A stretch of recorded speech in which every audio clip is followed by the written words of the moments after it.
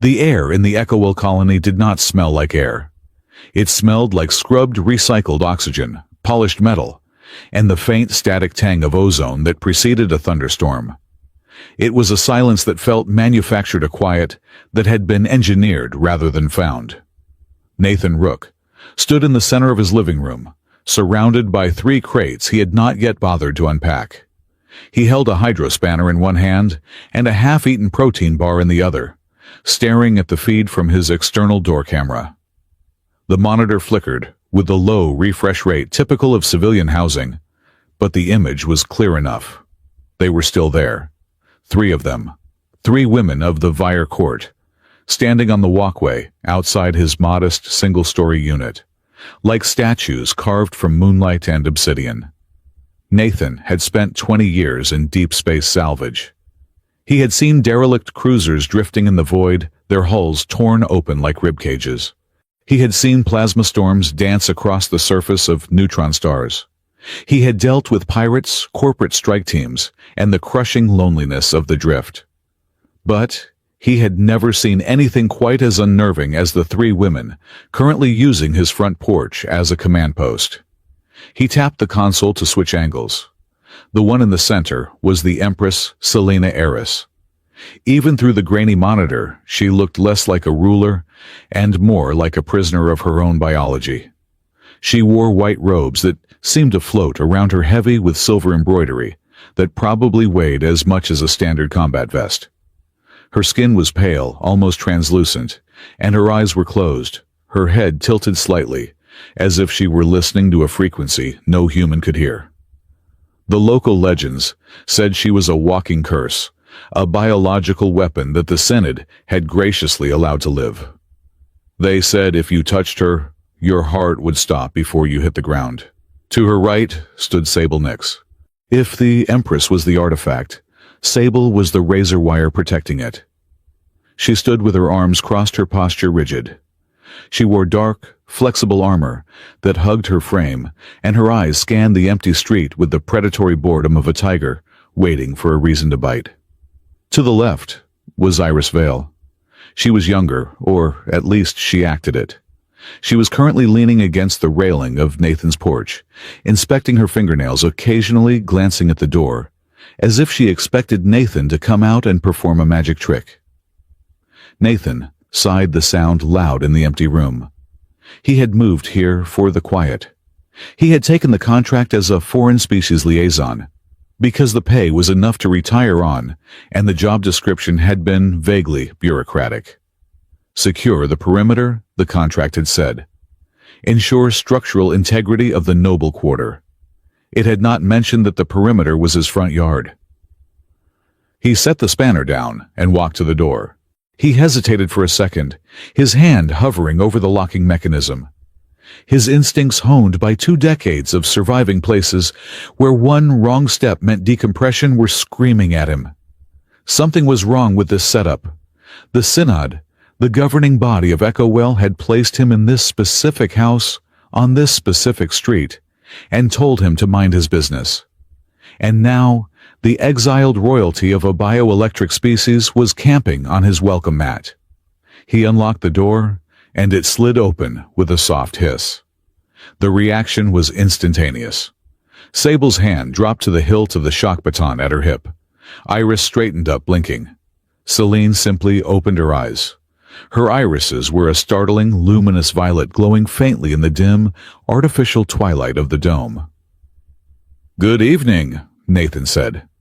His voice was rough, like gravel tumbling in a mixer. "Can I get you ladies anything? Some water, a chair.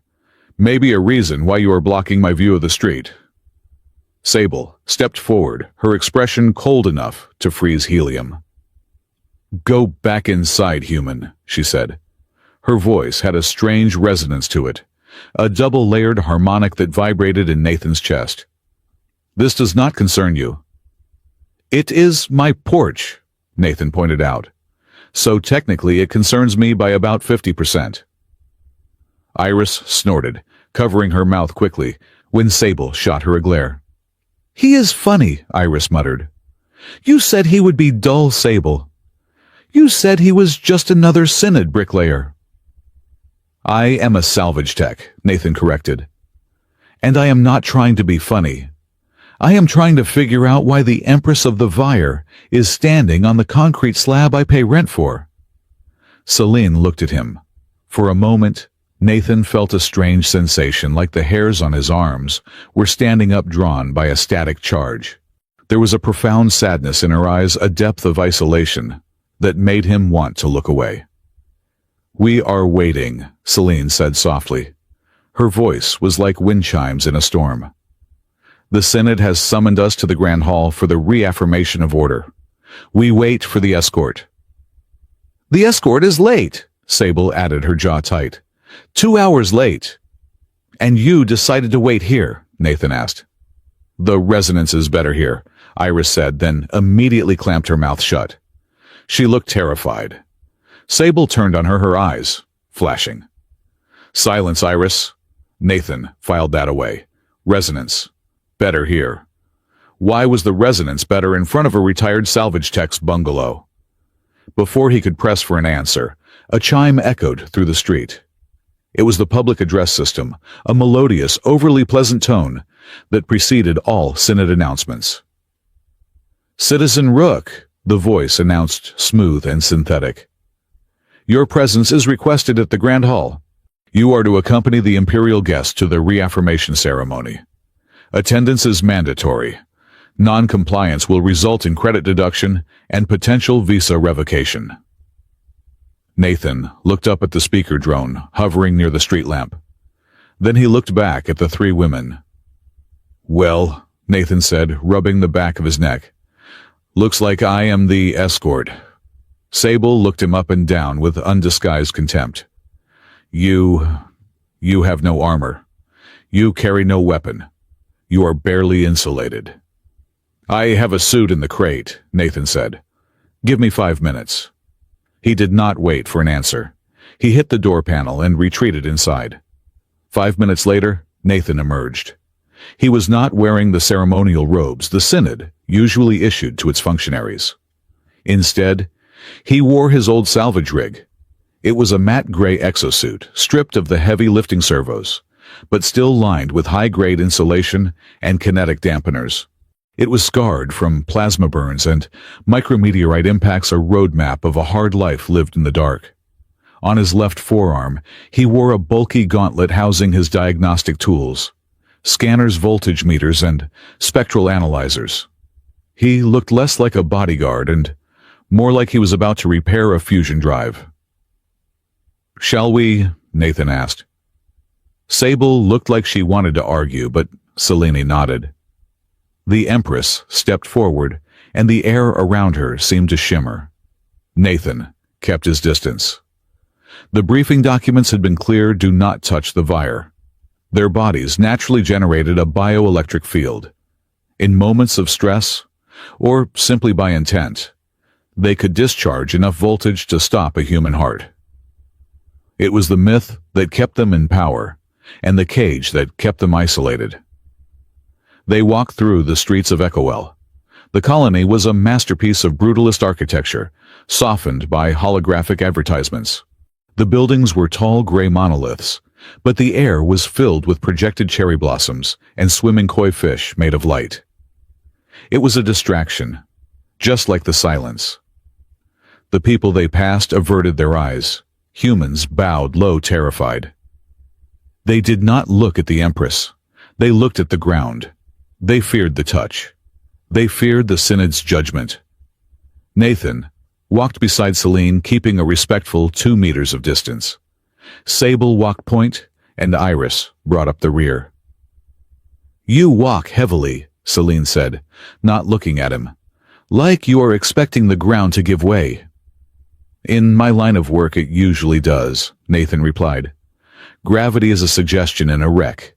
You learn to check your footing. Here the ground is solid, Celine said. It is the air that is treacherous. They arrived at the Exile Sanctum, a massive structure of black stone and glass that sat in the shadow of the spire, the central command tower of the Synod. The sanctum was where the Vire were allowed to hold court, a gilded cage for a deposed monarchy. The doors 30 feet high and made of blast-proof polymer groaned open. The smell hit Nathan first. It was sweet, cloying, and sharp. It smelled like overripe citrus rotting in the sun, bitter fruit. It was the scent of the heavy incense the synod burned during high ceremonies, likely to mask the metallic tang of the ventilation systems. The grand hall was packed. Hundreds of Echo Wells elite were there. Synod officials in their pristine white uniforms, wealthy human merchants, and a handful of Vire nobility, who stood in clustered, silent groups. The room was a sea of velvet and metals. At the far end of the hall, on a raised dais, sat Chancellor Ormond Saer. Ormond was a man who looked like he had been manufactured rather than born. His hair was perfectly silver, his skin perfectly tanned, and his smile perfectly empty. He wore the high-collared crimson robes of the Synod leadership. He watched the Empress enter with the gaze of a collector, inspecting a rare, dangerous insect pinned under glass. "Her Imperial Highness, Empress Selene," the herald announced. The room went silent. Not the polite silence of respect, but the heavy, suffocating silence of fear. Selene walked down the central aisle, head high. Nathan stayed close, his eyes scanning the crowd. His helmet was off-clipped to his belt, but his gauntlet was active. The heads-up display projected on his contact lens cycled through thermal and electromagnetic reads. Too many heat signatures. Too many hidden weapons. The security here was tight, but it felt aggressive, aimed inward, rather than outward. Selene reached the base of the dais and stopped. She did not bow. Ormond smiled, a tight shifting of facial muscles that did not reach his eyes. "We are honored," Ormond said, his voice amplified by the hall's acoustics. "Tonight, we reaffirm the treaty, the peace between the Synod and the Vir, the order that keeps us all safe from the chaos of the void." He gestured with a languid hand. A servant, a young human male with shaking hands, stepped forward, carrying a golden tray. On it sat a single ornate chalice. "The Sacrament of Unity," Ormond proclaimed. "A blend of rare nectars symbolizing the sweetness of our cooperation." Selene hesitated. Nathan's scanner spiked. He frowned, tapping a command into his gauntlet. He narrowed the focus of his sensor suite, aiming it directly at the chalice. The spectral analyzer decomposed the vapors rising from the liquid. Nitrogen base, alkaloids, a complex synthetic chain. Nathan's heart skipped a beat. He knew that chemical profile. He had seen it used in industrial pest control on agricultural moons to clear out invasive megafauna. But for a Vire whose nervous system ran on high-conductivity electrolytes, it was not just poison. It was a neuroinhibitor that would cause a violent, agonizing seizure, followed by total respiratory collapse. It was not a drink. It was an execution. The servant held the cup out to Selene. Selene reached for it. Her hand was steady, but Nathan saw the tension in her neck. She knew, or she suspected. But to refuse the sacrament was an act of war. Sable tensed her hand, twitching toward her weapon, but she could not act. If she drew on a Synod servant, the guards lining the walls, 50 of them armed with pulse rifles, would cut them down. Selene's fingers brushed the gold stem of the cup. "Don't," Nathan said. It wasn't a shout. It was a flat, hard command that cut through the silence like a dropped wrench. He stepped forward, breaking the protocol, breaking the perimeter. He moved between Selene and the servant. The entire grand hall seemed to inhale at once. Ormond's smile vanished. "Excuse me, Citizen Rook, you are out of order." The drink," Nathan said, his voice loud enough to carry to the back rows. He tapped his gauntlet, projecting a holographic readout into the air above the cup. It showed the jagged red lines of the toxicity report. "It contains cytotoxin 7. High concentration. It is harmless to humans mostly. Just gives you a stomach ache. But for a Vire physiology, it precipitates the electrolytes in their blood." He looked directly at Ormond. "It turns their blood into solid crystal in about 10 seconds. Nathan said. "That is not unity, Chancellor. That is murder." The servant dropped the tray. The chalice clattered to the stone floor, spilling deep purple liquid that hissed as it touched the polished rock. Chaos rippled through the room. The Vyre nobles gasped, backing away. The human elites murmured, confused. Ormond stood up, his face twisting into a mask of righteous fury. He did not deny it. He did not claim it was a mistake. He spun the narrative instantly, a masterclass in political gaslighting. "See," Ormond roared, pointing a finger at Selene. "See how she corrupts even the air around her. The Empress is unstable. Her biofield has tainted the sacrament. She is turning our offerings into poison." It was insane logic, but fear makes people stupid. The crowd believed what they wanted to believe. They wanted to believe the Vyre were monsters, because monsters justified the cages. "She has allowed a foreign laborer to touch the inner circle," Ormond shouted. "She is compromised. She is a threat to the structural integrity of the colony. Guards, secure the asset." The 50 guards raised their rifles. The hum of charging capacitors filled the air, a high-pitched whine that set Nathan's teeth on edge. Sable drew her baton, the tip crackling with blue electricity. Iris pulled 2 jagged daggers from beneath her cloak. Nathan did not draw a weapon. He didn't have one. Instead, he stepped fully in front of Selene, spreading his arms. It was a suicidal move. His salvage suit could take a hit from a micrometeorite, but it couldn't stop 50 pulse rounds focused on center mass. "Stand down," Nathan barked at the guards. "Check your sensors. That liquid is toxin, not magic." "Fire!" Ormond screamed. "Stop!" Selene's voice rang out. It was not the soft voice of the woman on the porch. It was the voice of an empress. It carried a sonic boom of authority that made the guards hesitate. "Do not shed blood here," Selene commanded, stepping out from behind Nathan's shadow. She held her hands up, palms open. Sparks danced between her fingers. "We will submit to an inquiry. Do not fire." She was buying time. She was trying to save them. But she had made a mistake. She had assumed the poison was the only plan. In the corner of his eye, Nathan saw it. A small red blinking light at the base of the massive stone pillar to their left. It was a structural charge. A shaped charge designed to blow inward. "Trap!" Nathan yelled. He turned, not toward the guards, but toward Selene. The explosion did not sound like a bang. It sounded like a giant cracking a whip inside a bell. The pillar shattered. The shockwave was not thermal. It was kinetic. A concussive wave of force slammed into the dais. Selene was light. The blast caught her and threw her like a rag doll. She was airborne, flying backward, straight toward the jagged edge of the dais, where the stone steps dropped away into the ornate water feature below. If she hit the water while discharging energy, she would boil herself alive. If she hit the stone, her hollow bones would shatter. Nathan did not think.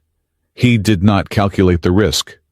He did not remember the warnings about the bioelectric curse. He lunged. He threw himself sideways, his boots scrabbling for traction on the slick, wine-stained floor. He reached out with his left hand, the hand covered by the gauntlet, and missed. He reached with his right hand. The bare hand. His fingers closed around Selene's wrist. The contact was immediate. It felt like grabbing a live power line. Crack. A sound like a lightning strike echoed through the hall.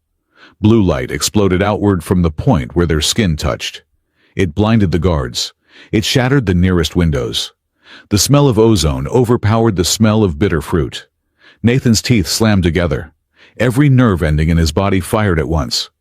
His vision went white. The pain was absolute. It was the taste of copper, the sound of screaming metal, the feeling of being unmade. But he did not let go. He grunted a guttural sound of pure stubbornness and hauled her back. He swung her around, using his own momentum to absorb the force of her flight. They crashed onto the floor together, Nathan taking the impact on his back. He skidded 3 meters, slamming into the base of the Chancellor's podium. Celine landed on top of him. Silence returned to the Grand Hall. A deeper silence than before. Everyone, Ormond, the guards, Sable, Iris, the crowd stared. They waited for Nathan to die. They waited for his heart to stop, for his eyes to boil, for the charred corpse to slump over. Nathan lay there gasping for air. Smoke curled off the sleeve of his jumpsuit. His right arm was shaking uncontrollably, the nerves misfiring. He opened his eyes. He looked up. Celine was staring down at him, her face inches from his. Her eyes were wide-filled with a terror that had nothing to do with the explosion. She was scrambling to pull away to break the contact, terrified that she had just killed the only man who had tried to save her. "Do not move," she whispered, tears forming in her violet eyes. "Oh, by the ancestors, do not move. You are dead." "I have killed you," Nathan coughed. It hurt. His chest felt like it had been kicked by a mule. "Not," he wheezed. He swallowed, trying to find his voice. "Not quite." He flexed the fingers of his right hand. They were blackened with soot, and the skin was red and angry, branching with Lichtenberg figures, fractal burns that looked like lightning trapped under the skin. But the fingers moved. "Ow," Nathan said. "That was spicy." Celine froze. "You live?" "I am insulated," Nathan rasped, forcing a lopsided grin. "And I have a very high tolerance for bad wiring." He sat up. He was dizzy, and his arm felt like it was buzzing, but he was alive. Ormond stood on the dais, his mouth open. The narrative was broken. The human had touched the monster and lived. The curse was flawed. "He is infected," Ormond shrieked, desperate to regain control. "He carries the plague. Kill them all."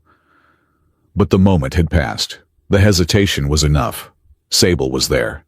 She moved with a speed that the human eye could barely track.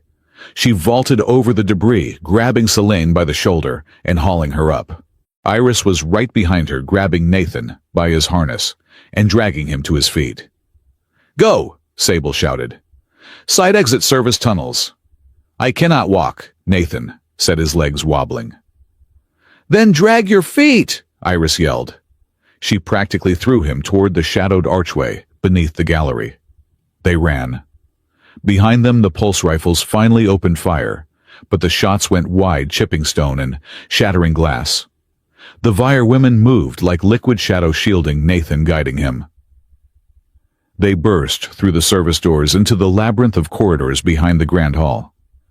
They did not stop running until they reached the residential sector. They moved through the back alleys, avoiding the patrols, avoiding the drones. When they finally reached Nathan Street, they did not slow down. They shoved him through his front door, and all 3 of them spilled into his living room. Nathan collapsed onto his couch, clutching his burning arm. Celine stood in the center of the room, her chest heaving. She looked at her hands. Then she looked at Nathan. "How?" she asked. Her voice was trembling. "No one survives the touch. No one. The bioampere load is lethal. It stops the sinoatrial node instantly." "Dr. Orencade," Nathan gasped, leaning his head back. "He is my physician. Tell him I need a biogel pack and a bottle of whiskey." "You need a hospital," Sable said, checking the window. "The Synod will be here in less than an hour." "No," Nathan said. "They won't come here. Not yet. Ormond is a politician. He failed to kill you publicly. If he sends a death squad to a quiet residential street now, he looks weak. He looks like he lost control. He will wait. He will spin the story first." "You touched me," Celine said again, as if she could not process the data. "Yeah, well," Nathan closed his eyes. The pain was throbbing now, a dull ache replacing the sharp agony. "Next time, catch yourself." Iris was pacing the room. "The door," she muttered. "The door's the key. We have to secure the door." "What is it with you people and my door?" Nathan groaned. Sable ignored him. She moved to the entrance. She engaged the manual locks. Then she shoved a heavy metal shelf in front of it. Then she turned to Celine. "We stay," Sable said.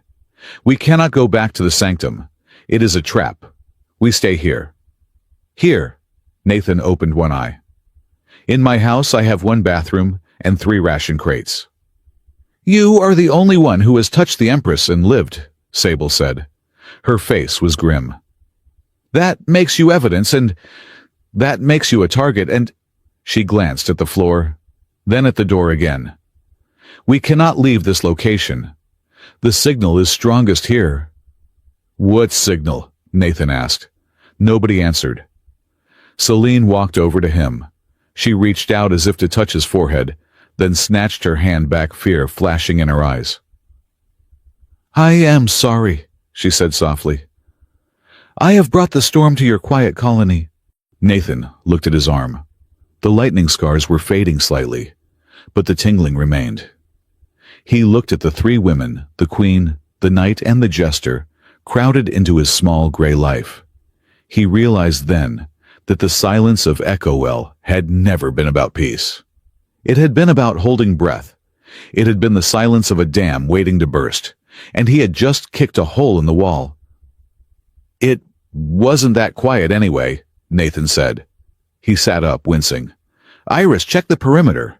Sable, watch the skylight. Celine, sit down before you fall down." He stood up, swaying slightly. "I am going to get that whiskey," he said, "and then someone is going to tell me why the Chancellor of this colony tried to blow us up, and why my front door is apparently the most interesting piece of real estate on this planet." Outside, the streetlights flickered. The drones began to circle. The quiet colony began to hum with the sound of hunting. The 3 women took their positions. They were not just guarding him anymore. They were guarding the impossible thing that had just happened. Nathan Rook had survived, and that changed everything. The living room of Unit 419 felt smaller than it had 2 hours ago. It was not just the physical presence of 3 Vire warriors and a disgruntled salvage technician. It was the weight of the silence that filled the gaps between them. The air was thick with the smell of burnt insulation and the lingering metallic scent of ozone that seemed to radiate from Nathan Rook's right arm. Dr. Oren Cade adjusted the spectacles on his nose, a vintage affectation that he insisted improved his bedside manner, and leaned closer to Nathan's injury. The doctor was a man of sharp angles and frantic energy, a xenotech specialist who usually spent his days cataloging the biological drift of moss on the colony's outer hull, treating a lightning strike victim in a living room, while the empress of an exiled species watched from the kitchen, was not on his schedule for the evening. "Fascinating," Dr. Cade muttered. He ran a handheld sensor over Nathan's forearm. The device hummed a low, worried note. "Truly fascinating. The tissue damage is minimal considering the voltage. It is not a burn, Nathan. It is a polarization." Nathan sat on the edge of his couch, his teeth grit against the throbbing ache in his shoulder. "Doctor, if you say the word fascinating one more time, I am going to charge you for the entertainment." "Look at the pattern," Cade said, ignoring the threat. He turned the holographic display so Nathan could see. "Standard electrical burns are chaotic. They follow the path of least resistance, branching out like a river delta." "But this is geometric." Nathan looked. The red marks on his skin did not look like random scars. They looked like a circuit diagram. Sharp angles, distinct nodes lines that ran parallel before terminating at his wrist. It looked less like an injury and more like a barcode. "It looks like I was stamped," Nathan said. "It looks like data transfer," Cade corrected. "Or an attempt at one. The energy that hit you was not just raw current. It was structured." From the corner of the room, Sable Nix shifted. Her armor scraped softly against the wall. She had not taken her eyes off the windows since they had barricaded the door. Iris Vale was sitting on the floor, dismantling her shock daggers and cleaning them with a piece of cloth she had stolen from Nathan's unpacked crate. But it was Celine who spoke. She was standing by the kitchenette, her white robe stained with the soot of the explosion. She looked diminished in the harsh light of Nathan's utility strips, stripped of the grandiosity of the hall. "He should be dead," Celine said. Her voice was flat, devoid of the imperious tone she had used at the sanctum. "The charge I carry is not merely high voltage. It attacks the bioelectric rhythm of the heart. It forces a cardiac arrest in 100% of recorded cases." She looked at Nathan, her violet eyes wide and searching. "Why are you not dead, Nathan Rook?" Nathan pulled his sleeve down, wincing, as the fabric brushed the sensitive skin. He looked at the Empress. He saw the guilt eating at her. She had spent her life believing she was a walking weapon, a thing that killed whatever it loved. "I am stubborn hardware," Nathan said. It was a deflection, but Cade latched onto it. The doctor stood up, pacing the small rug. "Stubborn hardware," Cade repeated. "Or perhaps incompatible software. Think about it. The Vire discharge is designed to interact with biological systems. It overloads the nervous system. But Nathan, I have seen his medical file. He spent 20 years in deep salvage. He has been exposed to more hard radiation and localized gravity distortions than any human should survive. His cellular density is higher. His neural pathways are reinforced." Cade pointed a long finger at Nathan. "His body did not accept the signal," Cade said. "It treated the lethal instruction like a corrupted file and rejected it. He is an error code in your biology, Empress." Celine stared at Nathan. For the first time, the fear in her eyes was replaced by a spark of curiosity. "An error code," she whispered. "I prefer the term anomaly," Nathan grumbled. "Sounds more expensive."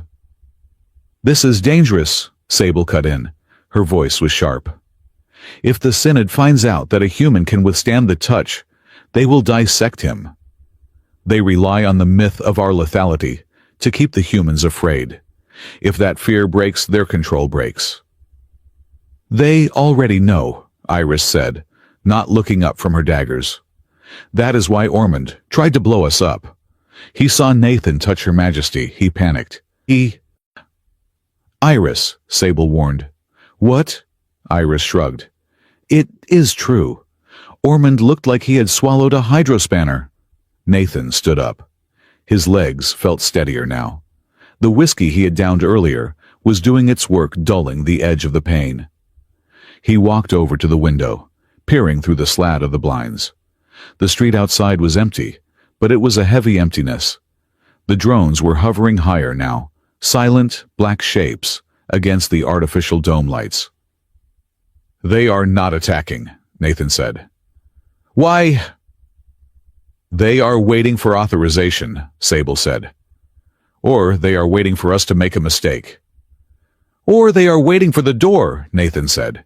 He turned to face the three women. "I have been watching you," Nathan said. "Since I moved in. Every night you three stand on my porch. You stand in a formation. Celine in the center, you two on the flanks. I thought you were guarding me. I thought maybe I was just the lucky guy assigned to the VIP block." He walked toward the heavy steel door, the one currently blocked by a shelving unit. "But tonight when we came in, you didn't check the windows first," Nathan continued. "You checked the door locks. You didn't scan the room for bugs. You scanned the door frame." He looked at Sable. "You aren't protecting me," Nathan said. "You are guarding the house. Why?" Sable's face was a mask of stone. "That is a matter of state security." "I am pretty sure state security just tried to turn us into confetti," Nathan shot back. "I think I am owed an explanation." Celine stepped forward. She placed a hand on Sable's shoulder, a silent command to stand down. "He has earned the truth," Celine said. She looked at the door. "We do not know what is behind it," Celine admitted. "We only know that the Synod requires us to be here. Every night from 2200 hours until 0400 we must stand in proximity to this threshold. If we do not, the Synod threatens to purge the exile sanctum." "You are a battery," Dr. Cade whispered. He was looking at his readings again. "Or a key." Nathan frowned. So I am living in a glorified lock mechanism. It appears so, Celine said. But we do not know what we are locking.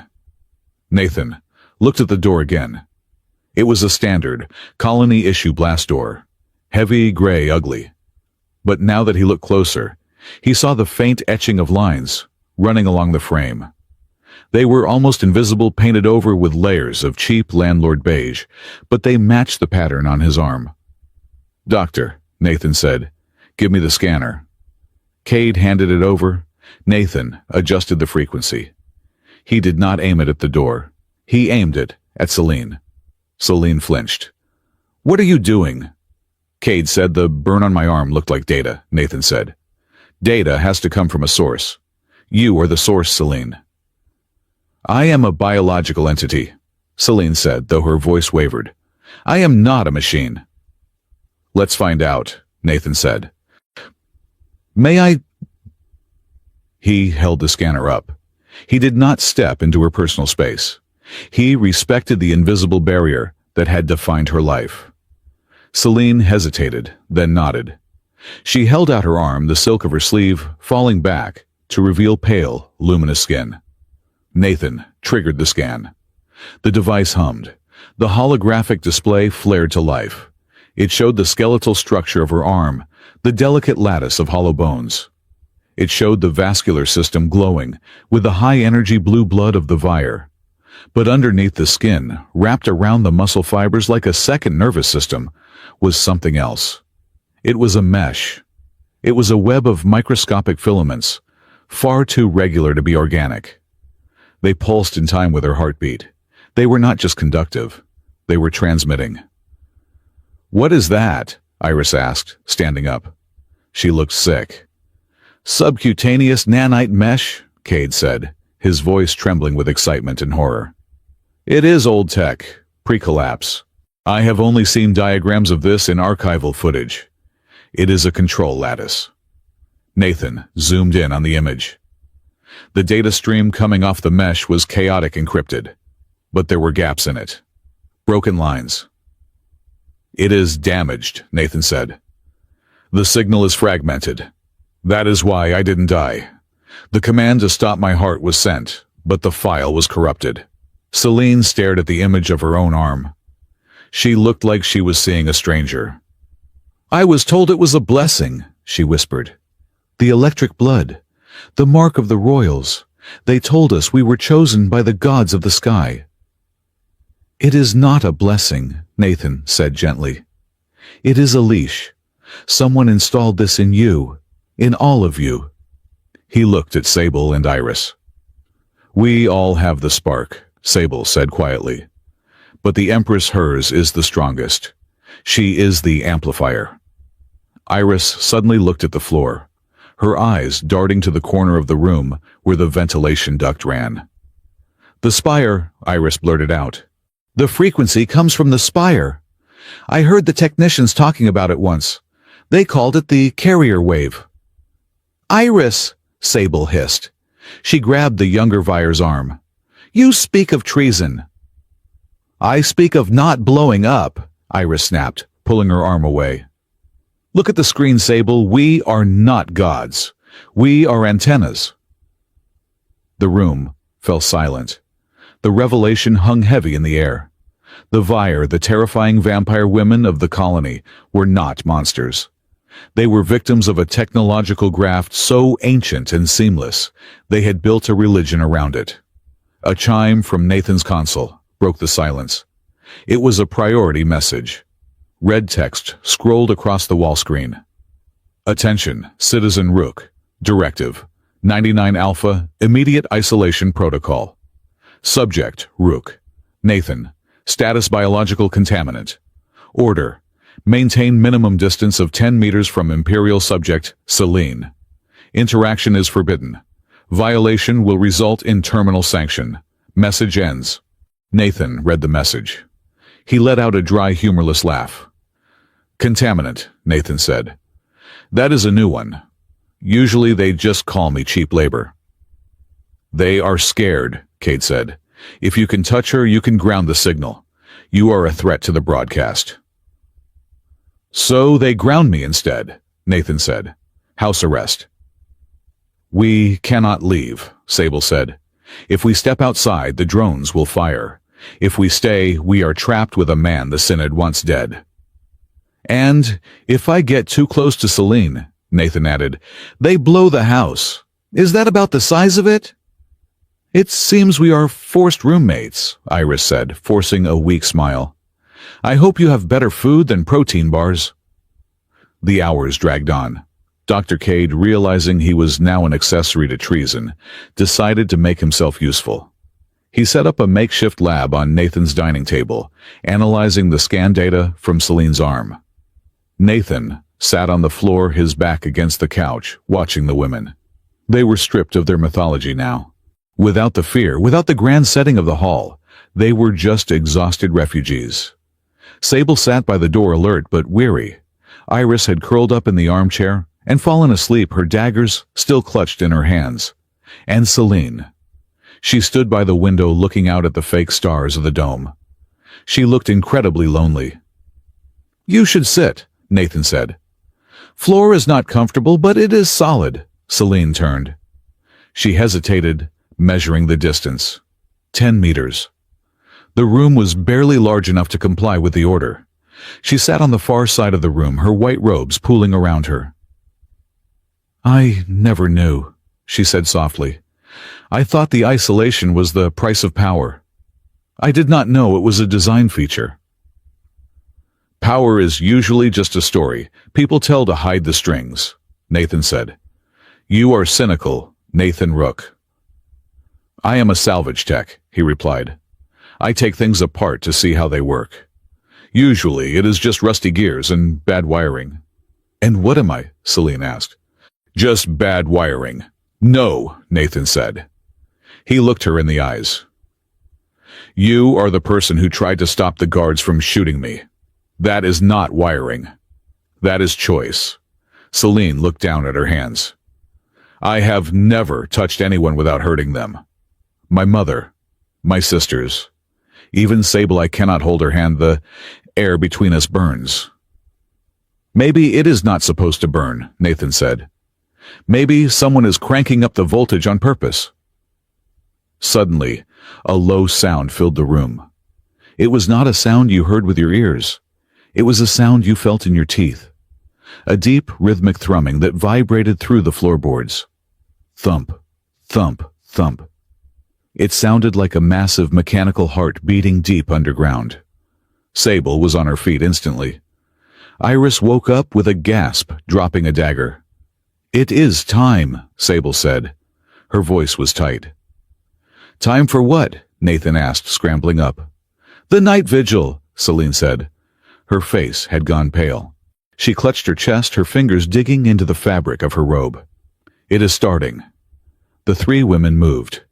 It was not a conscious decision. It was a compulsion. They moved toward the door. They fell into formation, Celine in the center facing the steel barrier. Sable on the right, Iris on the left. They stood rigid, their eyes glazing over. The door began to vibrate. The beige paint flaked off, revealing the metal underneath. A faint violet light began to bleed through the seams of the frame. Celine, Nathan stepped forward. Stay back, Sable shouted, but her voice sounded robotic strained. Do not approach. Nathan ignored her. He moved closer, fighting the wave of pressure that seemed to radiate from the trio. He could see Celine trembling, sweat beaded on her forehead. Her veins were glowing, the blue light pulsing in sync with the thrumming of the door. It hurts, Celine gasped. Her head was thrown back, her neck exposed. It is twisting. Well, what is twisting? Nathan asked. He was 3 meters away now. The air was heavy with static. His hair stood on end. The blood, Celine cried out. It feels like hands. Inside my veins. Tightening. Pulling. Nathan looked at the door. He looked at the scanner Cade had left on the table. He grabbed it. Cade, read the door, Nathan yelled. Cade scrambled over, aiming a secondary sensor. High-frequency transmission, it is coming from below. The foundation of the house. It is acting as a receiver. And they are the output, Nathan realized. He looked at Selene. She was not guarding the door. She was plugged into it. "Selene, fight it!" Nathan shouted. "I cannot," she whimpered. The light in her veins grew brighter, painfully bright. "It is calling the charge. It demands flow." She looked like she was being tortured. The invisible mesh under her skin was activating, forcing her body to generate massive amounts of bioelectricity, syncing her with whatever machine lay beneath the house. Nathan made a choice. He did not care about the 10-meter rule. He did not care about the contamination order. He stepped into the circle. The static slammed into him like a physical wall. It smelled of bitter ozone. He pushed through it. He reached Selene. She looked at him, her eyes blind with pain. "Run," she mouthed. "It will kill you." "I told you," Nathan gritted out, reaching for her. "I am stubborn." He did not grab her wrist this time. He placed his hand flat against the center of her chest, right over her heart. The shock was immediate. It rattled his teeth. It felt like sticking a fork into a fusion battery. But Nathan planted his feet. He grounded himself. He let the energy flow into him through his reinforced nervous system and down into the floor. "Ground out," Nathan ordered. "Give it to me, Selene." "Let it go." Selene gasped. The connection was made. The agonizing pressure in her veins found an outlet. The energy did not build up. It flowed through Nathan. It hurt him. It burned like fire, but it relieved her. For the first time in her life, the electricity did not trap her. It flowed. The thrumming of the door faltered. The rhythm broke. The violet light in the frame flickered and died. The silence returned. But this time it was a real silence. The oppressive weight lifted. Nathan pulled his hand back. He staggered, catching himself on the wall. His hand was smoking slightly. Selene slumped, but Sable caught her. The Empress looked at Nathan. Her color was returning. The pain was gone. "It stopped," Selene whispered.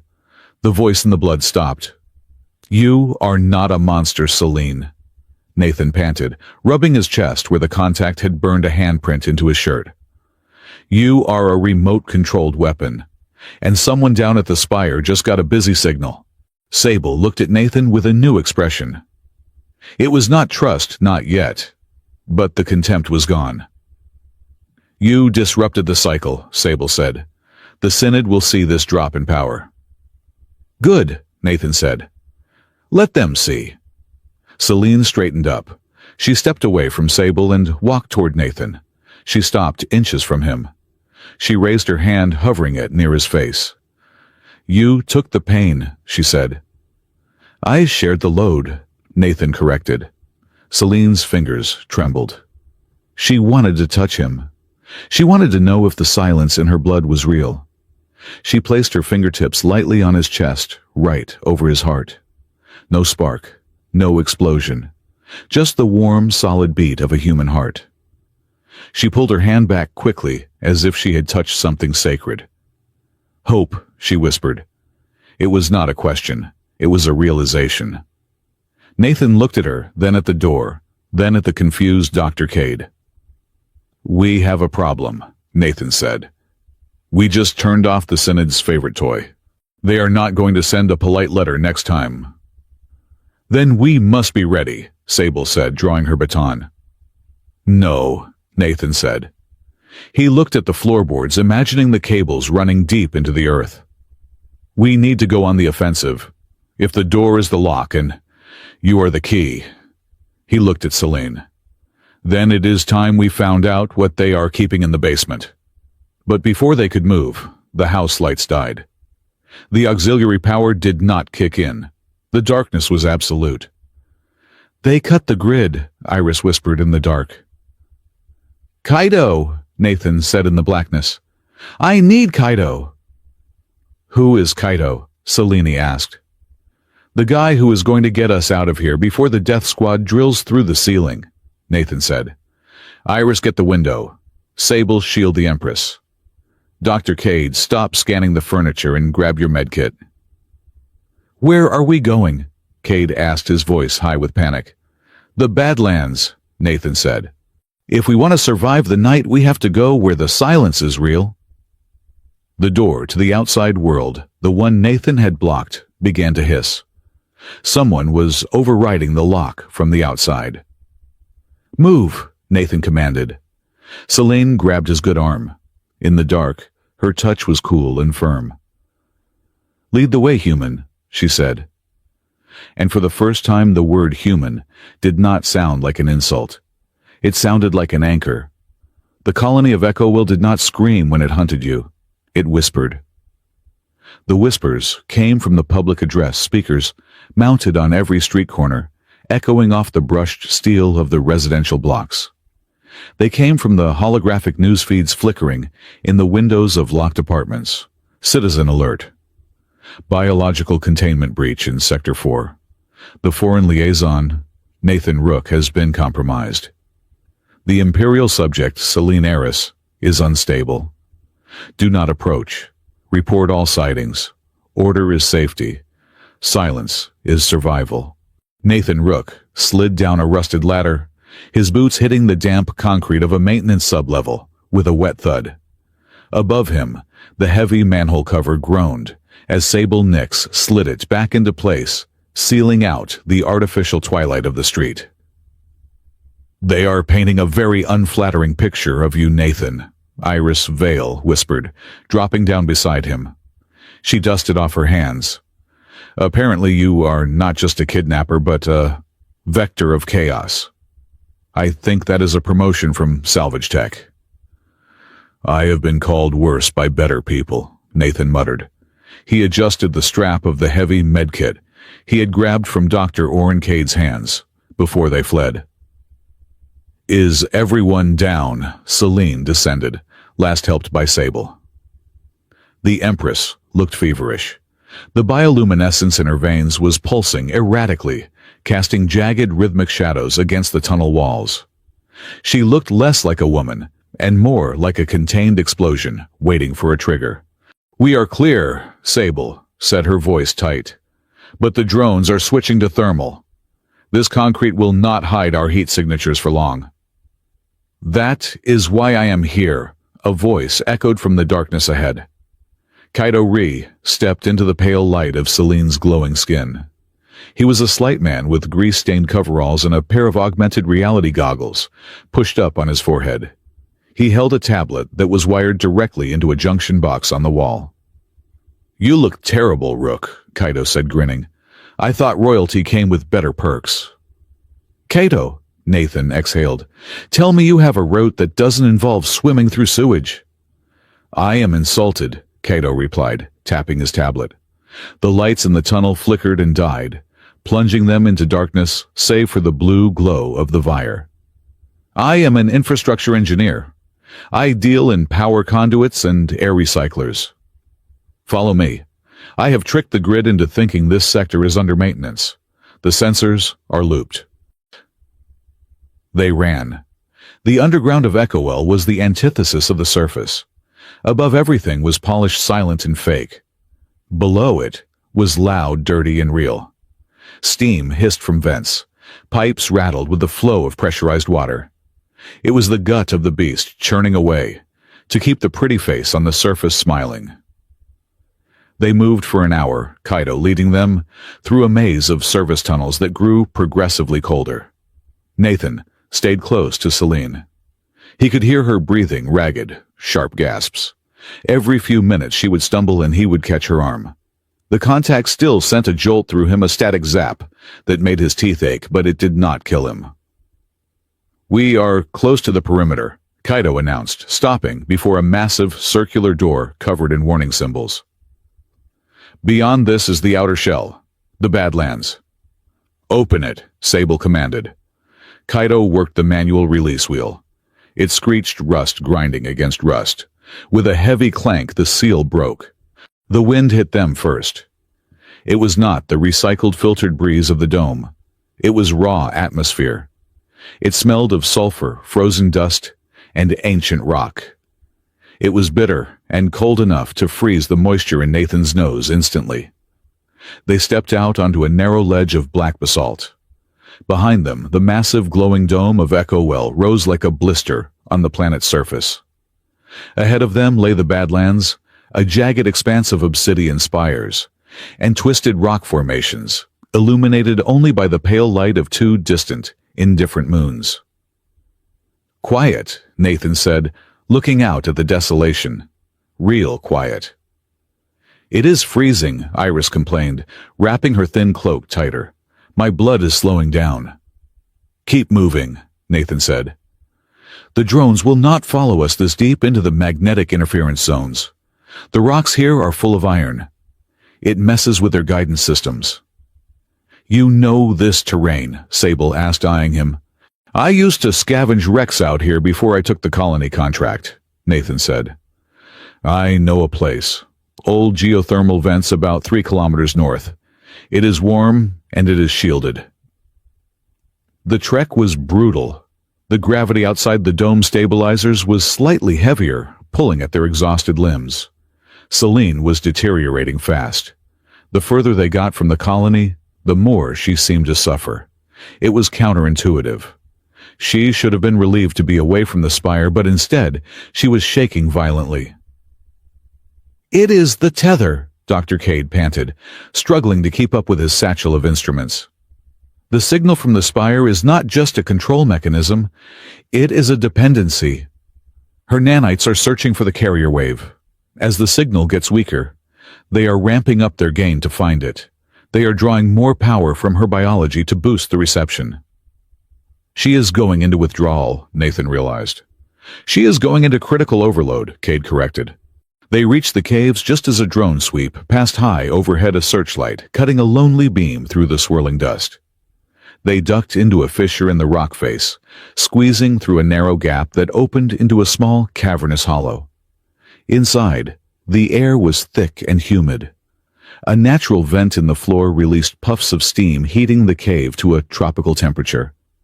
The walls were slick with condensation. Celine collapsed onto the stone floor.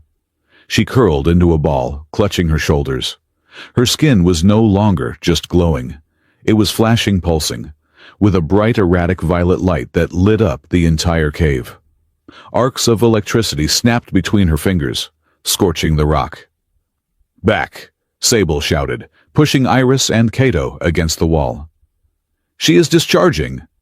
"She cannot hold it," Cade yelled over the crackle of energy. "She needs to ground it. If she does not release that charge, her internal organs will cook." "Ground it where?" Iris screamed. "The floor is stone." "Stone is an insulator." Nathan looked at Celine. She was screaming silently, her mouth open in a rictus of agony. The air around her smelled of ozone and burning hair. "Sable," Nathan barked. "You are Vire. Can you take it?" Sable shook her head, her eyes wide with terror. "No, our frequencies are the same. If I touch her now, we will just amplify each other. We will both detonate." Nathan dropped his pack. He stripped off his heavy outer jacket, revealing the salvage suit and the t-shirt underneath. "Well," Nathan said, his voice grim, "it is a good thing I am not conductive in the traditional sense." "Nathan, no," Cade warned, stepping forward. "The last time was a quick touch.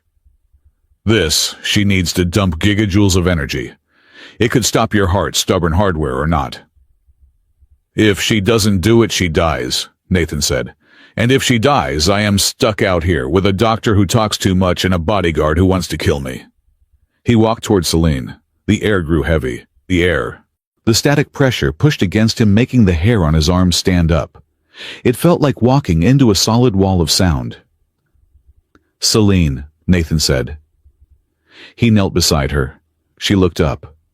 Her eyes were completely white, the violet iris having swallowed the pupil and the sclera. "Go away," she gasped. Her voice sounded like it was coming through a broken speaker. "I burn." "Yeah, I know," Nathan said. "I am here to turn down the thermostat." He didn't hesitate. He didn't let himself think about the pain. He reached out and pulled her into a sitting position, Then he wrapped his arms around her, pulling her chest flush against his. Boom. The cave flashed white. It was not like the shock in the grand hall. That had been a strike. This was a flood.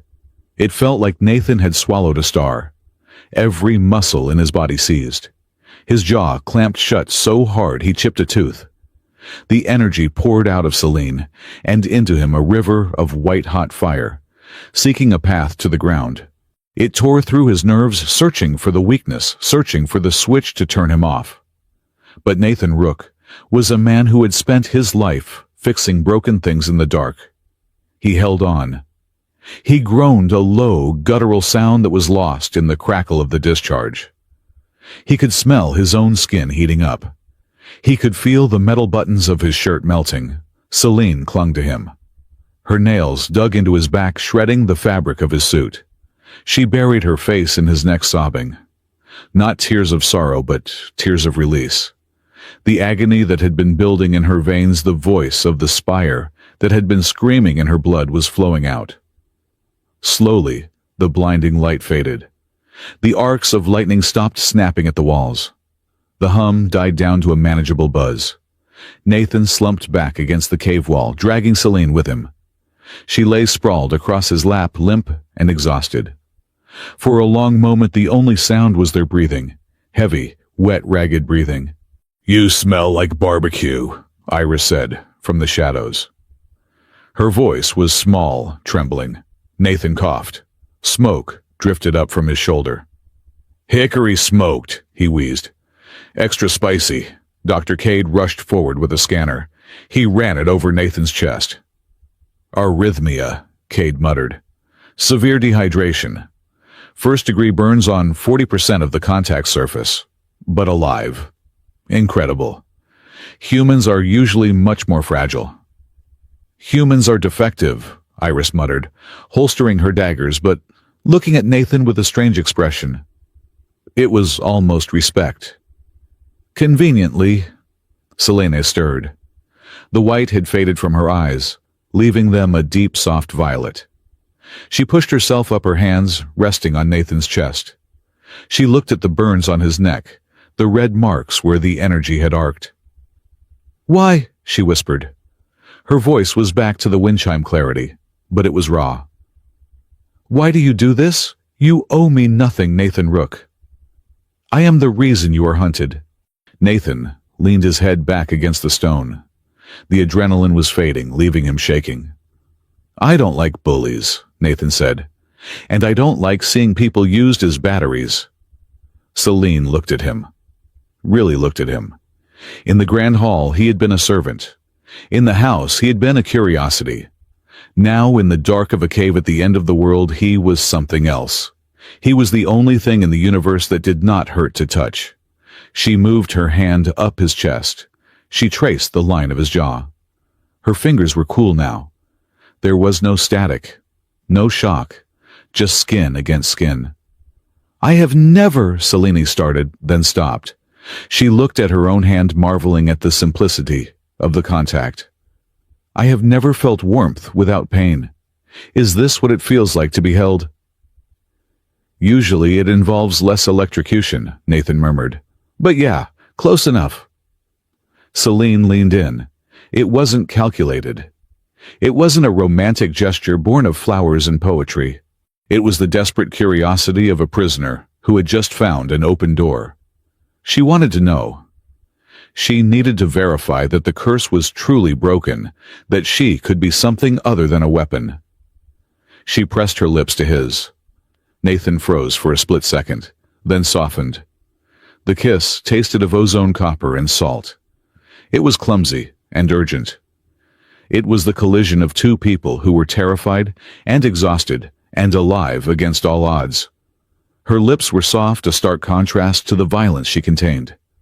Nathan brought his hand up, his shaking, burned hand, and cupped the back of her head, tangling his fingers in her white hair. It lasted maybe 5 seconds. When they pulled apart, the silence in the cave was absolute. Selene stared at him, her lips parted, her pupils blown wide. She looked like she had just discovered a new color. "Oh," she breathed. Yeah, Nathan croaked. Oh. From the cave entrance, a shadow moved. Sable stood there. She had her back to them, facing the rocky wasteland outside. Her posture was rigid, her hand resting on the pommel of her weapon. She had seen it. She had seen the Empress, the holy, untouchable icon of the Vire, kiss a human salvage tech with dirt on his face. By all the laws of the Synod, by all the traditions of the Vire Court, she should have struck Nathan down. He had defiled the royal person. Sable shifted her weight. She did not turn around. "The wind is picking up," Sable said. Her voice was flat, emotionless. "Visibility is dropping. We are safe for now." She was choosing. In that refusal to turn around, in that refusal to acknowledge the breach of protocol, Sable Nix was committing treason. She was choosing the woman over the title. She was choosing the happiness of her friend over the law of her masters. Iris, sitting in the corner, smirked. She picked up a pebble and flicked it at Kaido, who was pretending to be very interested in a patch of moss. "See?" Iris whispered. "Convenient." Suddenly, the silence shattered. A high-pitched whine cut through the wind outside. A light, brighter than the moon, swept across the cave entrance, casting Sable's long shadow back over the group. "Drone," Sable hissed, drawing her baton. But it was not an attack drone, it was a herald. A massive, armored quadcopter hovered at the mouth of the cave. It did not fire. Instead, a holographic projector slung under its belly whirred to life. A beam of light hit the cave wall, expanding into a 10-foot-tall image of Chancellor Ormond Sayer. The projection flickered against the damp stone. Ormond looked impeccable, sitting in his high office safe behind layers of armor and bureaucracy. "Citizen Rook," Ormond's voice boomed, amplified to a deafening volume. "Empress Selene, I see you have found a hole to crawl into." Nathan gently pushed Selene behind him and stood up. He walked to the cave entrance, standing beside Sable. "You are loud for a man hiding behind a camera, Ormond," Nathan shouted. "And you are persistent for a dead man," Ormond replied smoothly. The giant, holographic face turned its gaze to Selene. "Highness, you look diminished, dirty. Is this the dignity of the Vire, hiding in the mud with a mechanic?" "I am free, Ormond," Selene said, stepping into the light. Her voice was strong, echoing off the rocks. "I know about the mesh. I know about the control signal. You cannot use me anymore." Ormond laughed. It was a cold digital sound. "Use you." Ormond shook his head. "My dear child, you misunderstand. You are not just a user of the signal. You are the host, and if the host becomes unruly, we have protocols for that." The projection changed. It showed a schematic of the spire. The tip of the massive tower was glowing red. "The resonance machine," Ormond said. "We have been running it at 20% capacity. Just enough to keep you docile. Just enough to keep the fear alive. But, since you have decided to run, I am authorizing a full-spectrum purge." Nathan felt a chill that had nothing to do with the cold. "What does that mean?" "It means I am going to turn the volume up," Ormond smiled. "I am going to broadcast the kill signal at 100% power. It will not just hurt Selene. It will vibrate the nanites in your blood until they boil. It will turn every Vire and Echo Well into a walking incendiary bomb. You will burn, and you will take half the colony with you." Selene gasped, clutching her chest. "You would kill your own citizens," Nathan demanded. "I will purge the infection to save the body," Ormond corrected. "I will blame it on you, the rogue human who kidnapped the Empress and destabilized her biology. The history books are already written, Mr. Rook." The drone hovered closer. "Surrender," Ormond commanded. "Walk out of that cave. Return to the sanctum. Submit to the recalibration. Or watch your people burn at dawn." The hologram cut out. The drone hovered for a second longer, its red eye blinking, then zipped away into the night. Darkness returned to the cave. Selene sank to her knees. "He will do it. He has no soul. He will burn us all. Sable slammed her baton against the wall in frustration. We cannot surrender. If we go back, they will lobotomize you. They will rewrite your mind so you never fight again. But if we stay, everyone dies, Celine wept. I can feel the spire rising. The signal is getting louder already. Nathan stood looking out at the wasteland. The false dawn was beginning to touch the horizon. It was not the sun. It was the glow of the colony lights reflecting off the clouds, and above it the sinister red pulse of the spire charging up for the final broadcast. He looked at his hand. The burns were ugly, but the fingers still worked. He looked at Kaido, who was pale but waiting for orders. He looked at Dr. Cade, who was cleaning his glasses nervously. We are not running anymore, Nathan said. He turned to the group. His face was hard set in lines of cold determination. He wants to turn the volume up, Nathan said, pointing at the distant red glow of the spire. Fine. Let's go help him. Let's go see what happens when we cut the cord. You want to attack the spire? Iris asked, her jaw dropping. It is a fortress. It has automated turrets, energy shields, and an army of guards. It has cables, Nathan said. It has power junctions. And it has a broadcast dish. He looked at Celine. You are the key, remember, Nathan said. The door at my house was just a repeater. The spire is the source. If we can get you to the source, can you shut it down? Celine wiped her eyes. She stood up, the regal strength returning to her spine. She looked at Nathan, and in that look, there was the memory of the kiss, the memory of the pain he had taken for her. If I can touch the core, Celine said, I can scream back. I can overload their system with my own biofeedback. Then we have a plan, Nathan said. He picked up his pack. Kaido, how fast can you get us back inside? If we bypass the safety valves, Kaido grinned weakly. 40 minutes. Do it, Nathan said. He walked over to Celine. He did not touch her this time, but the space between them felt charged electric, in a way that had nothing to do with nanites. Dawn is coming, Nathan said. Let's go break some stuff. Outside, the wind howled across the stone forest, but for the first time the group did not look like refugees. They looked like an invasion force. They moved back into the dark, leaving the quiet behind. The sun had not yet breached the horizon, but the sky above the Badlands was bleeding a bruised purple. The wind howled through the obsidian spires, carrying with it the smell of sulfur and the distant, rhythmic thud of heavy machinery. It was a sound that vibrated in the teeth, a deep, mechanical heartbeat that seemed to originate from the center of the earth. Nathan Rook adjusted the straps of his gauntlet. His arm was still throbbing from the discharge in the cave, a dull ache that synchronized with the tremors in the ground.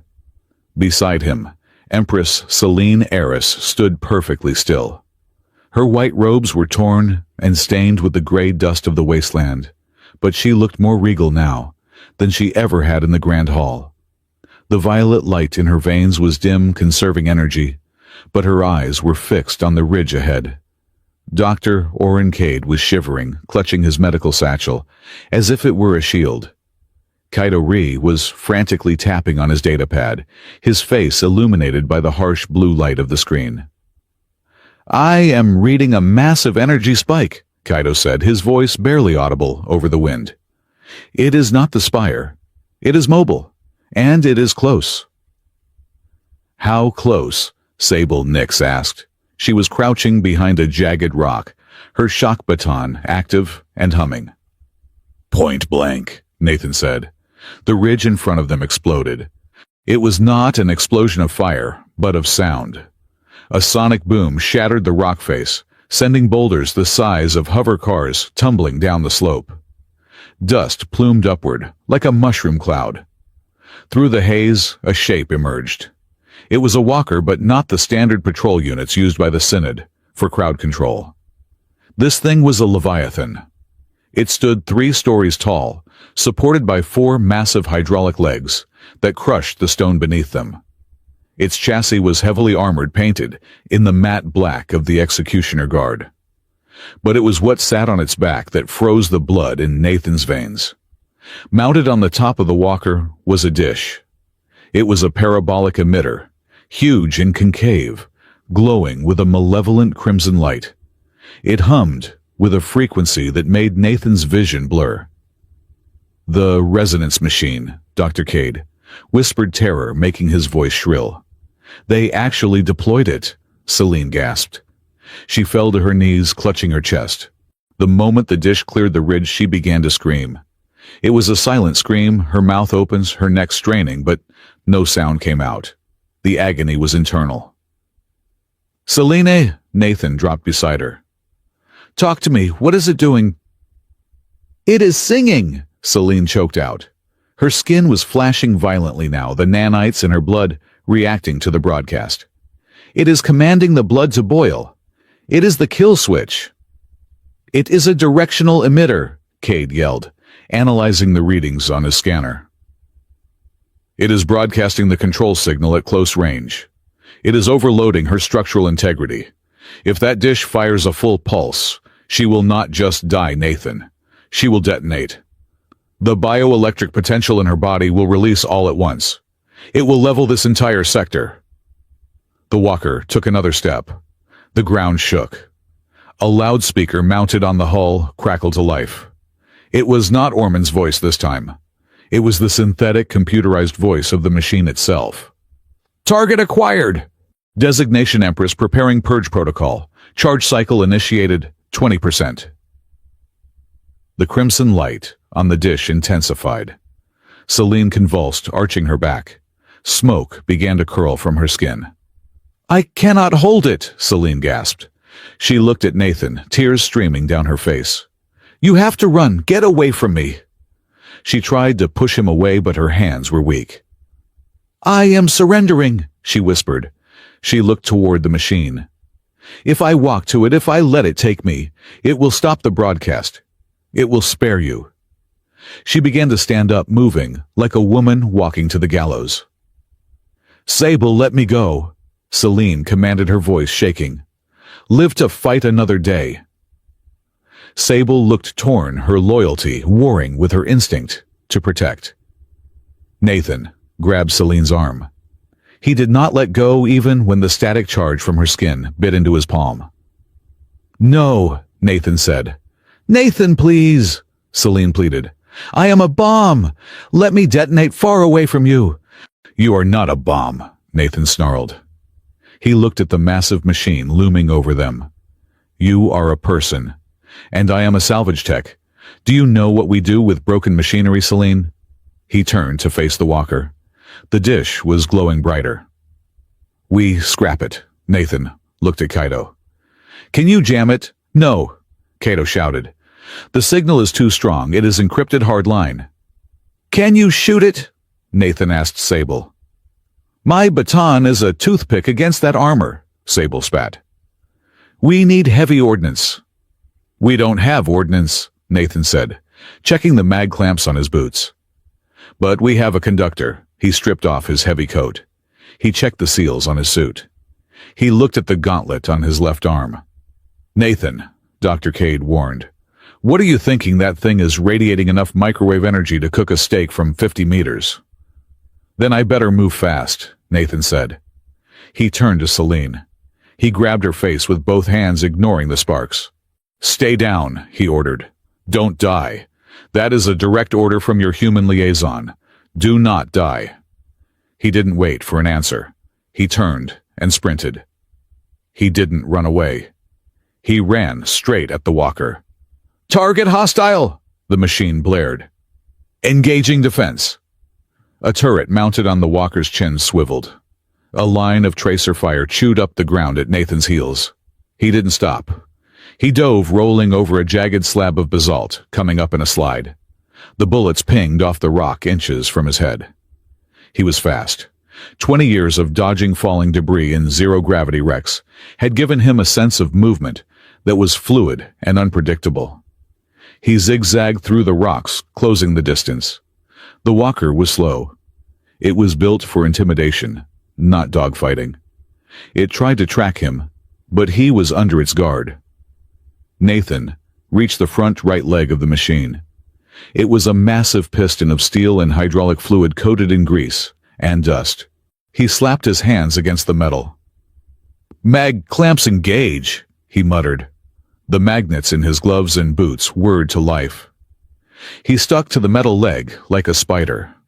He began to climb. The leg moved. The walker lifted the limb, trying to shake him off. Nathan hung on his teeth, rattled by the vibration. The machine slammed the foot down. The impact jarred Nathan's bones, threatening to dislocate his shoulder, but the magnets held. He scrambled up the vertical surface of the leg, moving past the knee joint. The heat coming off the hydraulics was intense. He could smell the burning grease. "Charge cycle 50%, the machine announced. Below him, Celine screamed. The sound tore through Nathan's heart. He forced himself to move faster. He reached the hip joint. There was a maintenance ladder here, welded into the chassis. He disengaged the magnets and grabbed the rungs, hauling himself up onto the main deck of the walker. He was exposed now. The wind whipped at him, tearing at his clothes. He was 30 feet in the air, standing on the back of a mechanical god. Ahead of him, the resonance dish loomed.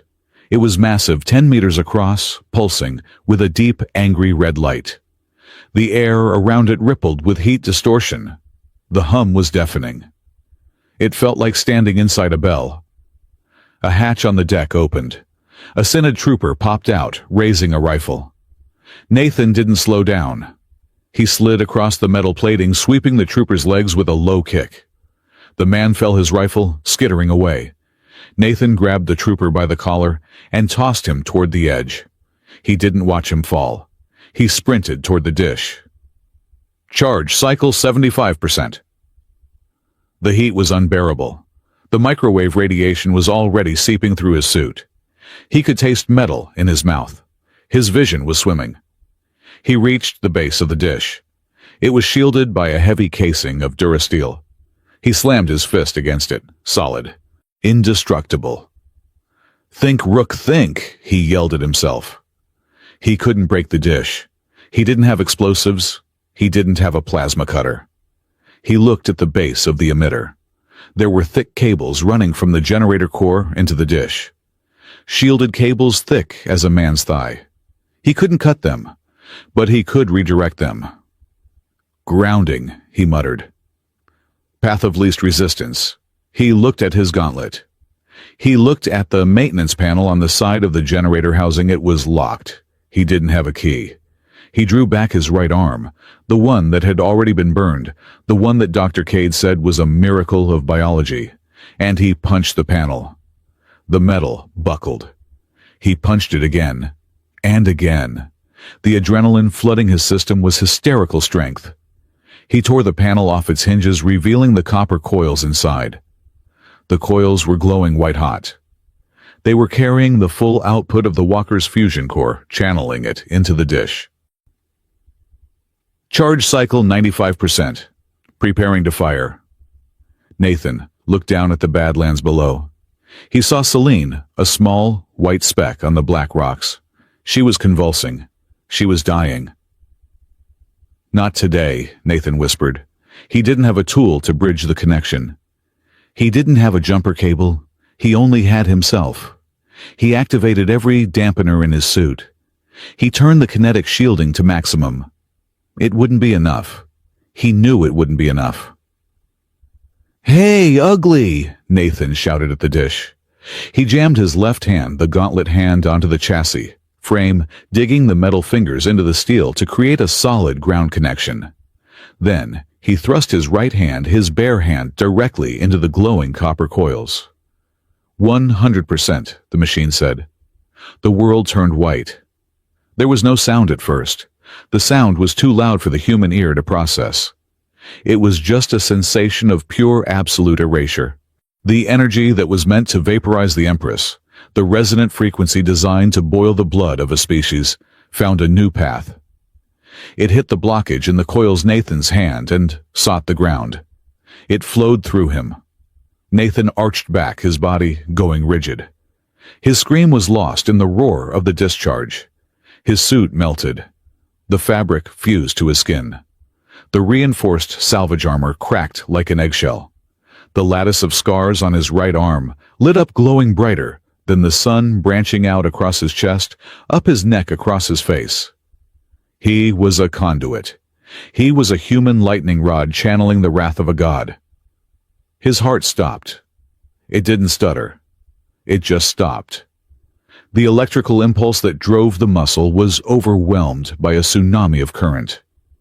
His brain synapses fired all at once, showing him a kaleidoscope of memories: the silence of space, the smell of cheap coffee, the violet eyes of a woman on a porch before burning out. The walker groaned. The feedback loop was catastrophic. The energy, unable to leave through the dish, backwashed into the core. Explosions rippled through the machine.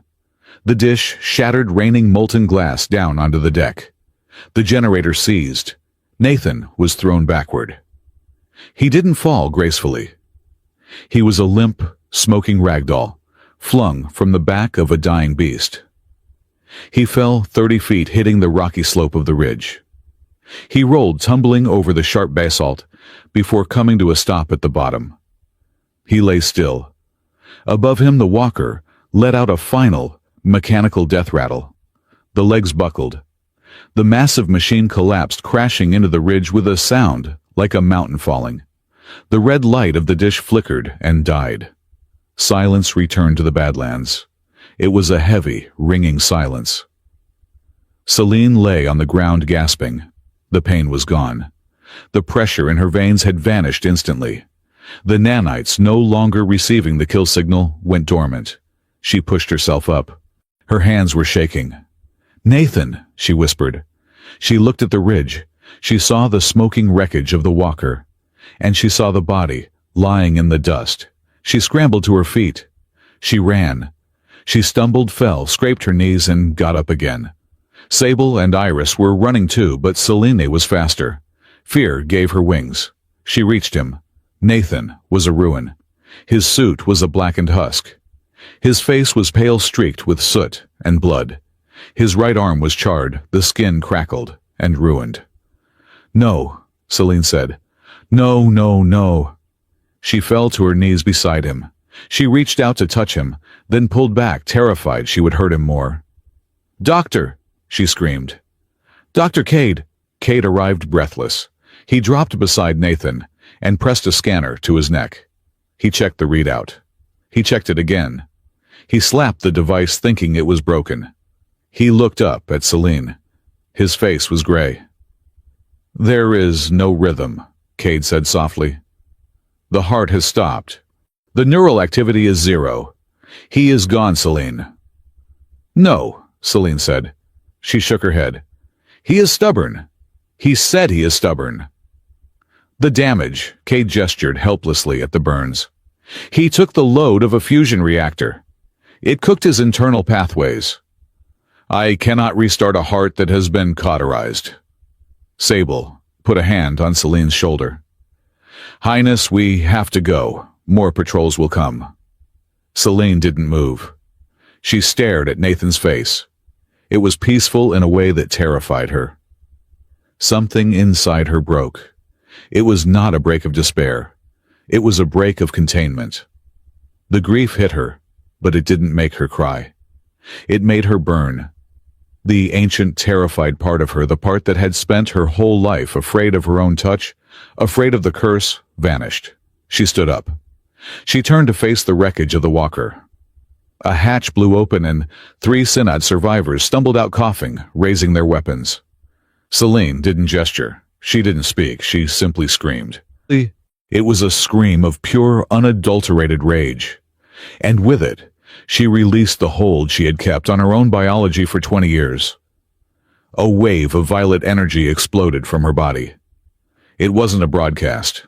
It was a shock wave. It hit the Synod soldiers and threw them 50 feet through the air. It hit the wreckage of the walker and crumpled the steel plating like paper. It scoured the ground, turning the black rock into glass. Sable and Iris shielded their eyes, backing away in awe. "She is the storm," Iris whispered. Celine stood in the center of the crater she had created. Her hair was floating around her, charged with static. Her eyes were blazing. She was terrifying.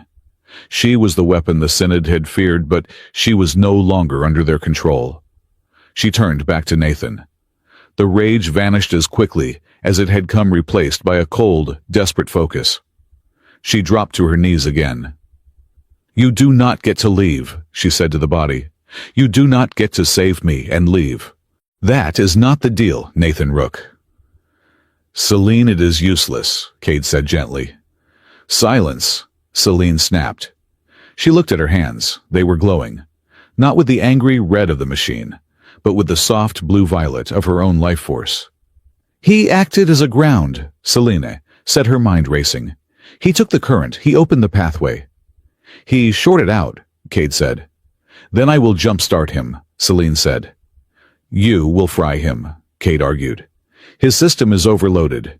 If you add more power—" "I am not adding power," Celine said. She placed her hands on Nathan's chest, directly over his silent heart. "I am matching the frequency." She closed her eyes. She reached out with her senses, not into the room, but into the body beneath her hands. She felt the silence of his cells. She felt the lingering echo of the damage. She needed to be precise. She couldn't be a storm. She had to be a scalpel. She summoned the energy from her blood. She visualized the rhythm of a heart. Thump, thump. Thump, thump. "Come back," she whispered. She pushed. A jolt of blue light passed from her hands into his chest. Nathan's body jerked. Nothing. "Again," Celine hissed. She increased the voltage. She focused it. She ignored the smell of ozone. She ignored the fact that she was pouring energy into a corpse. Shock. Nathan's back arched off the ground. "Come on, stubborn hardware," Celine cried, tears finally spilling over. "Work, damn you, work." She poured everything she had into him. She gave him her strength, her anger, her hope. She drained herself until her vision went gray, until the glow in her own veins began to fade. She gave one final massive pulse. Crack. It sounded like a rib breaking. Nathan gasped. It was a horrible, ragged sound, like a vacuum seal breaking. He sucked in a breath of air that sounded like it hurt. His eyes snapped open. He didn't see the sky. He saw Celine. He coughed, his body convulsing, as his lungs remembered how to work. He rolled onto his side, retching dryly. Celine fell back, sitting on her heels.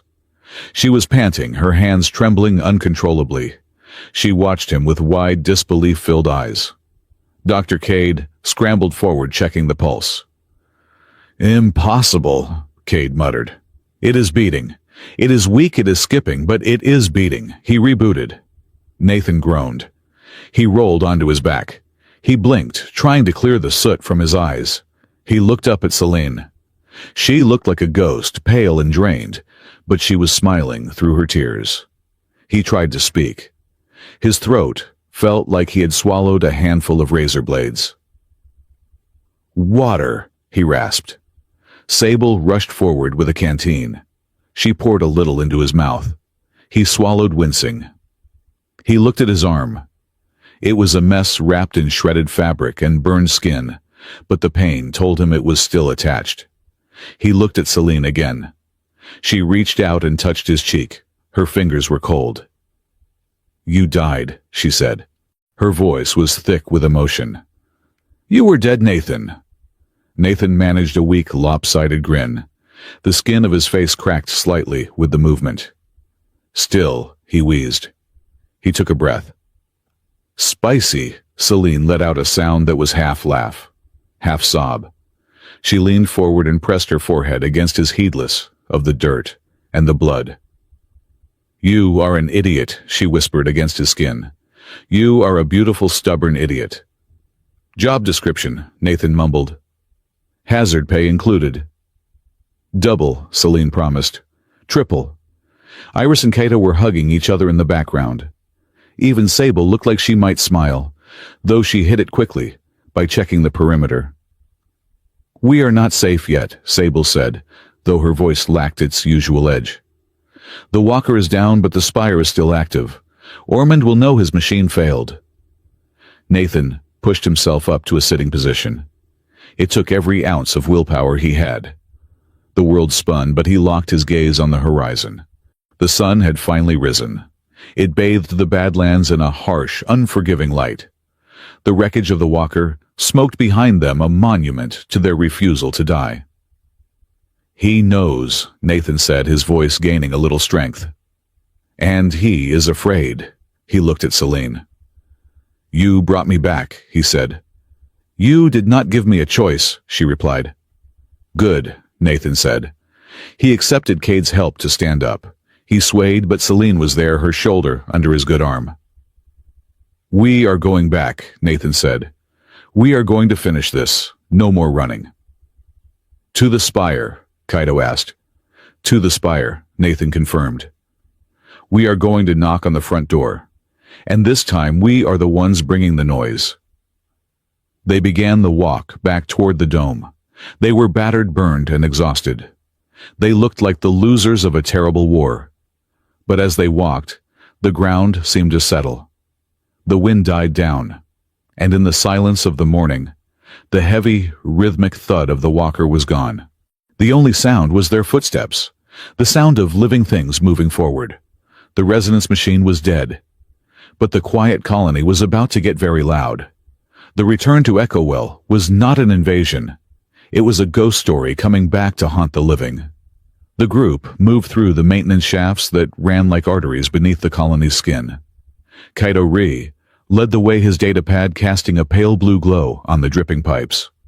Nathan Rook walked behind him, his right arm heavily bandaged in synth skin and strips of cloth torn from Celine's robe.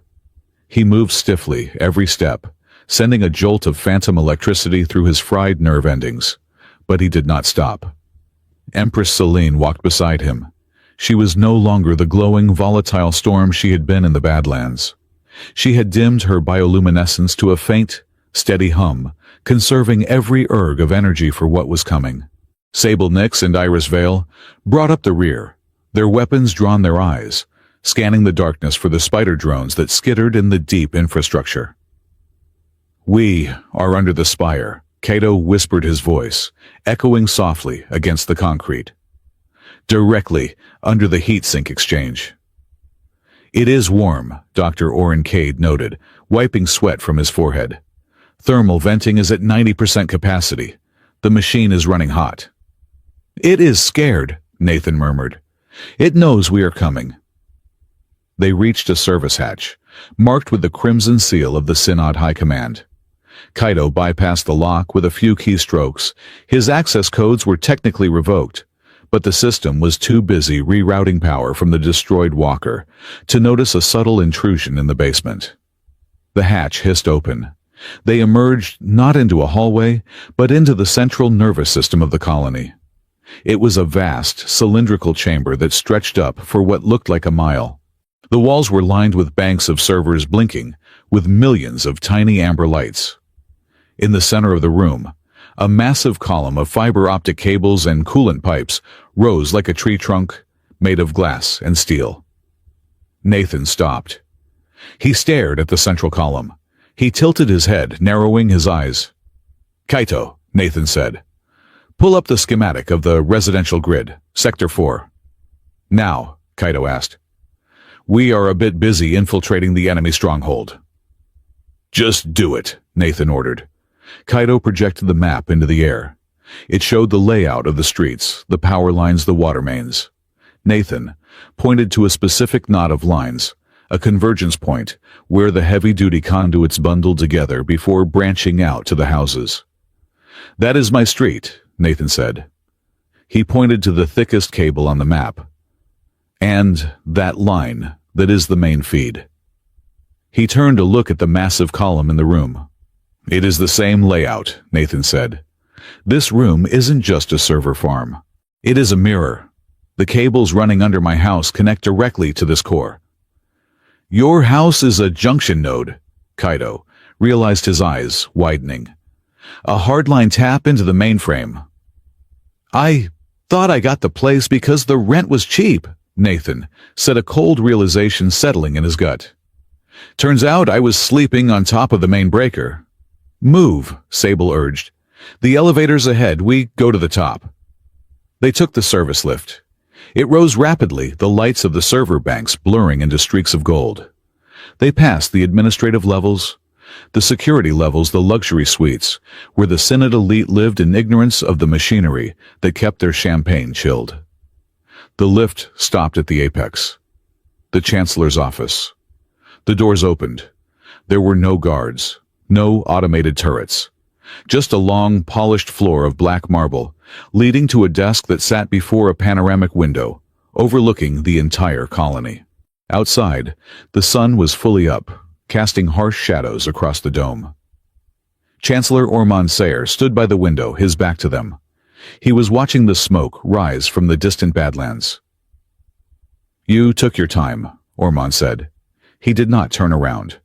His voice was calm, conversational. I expected you an hour ago.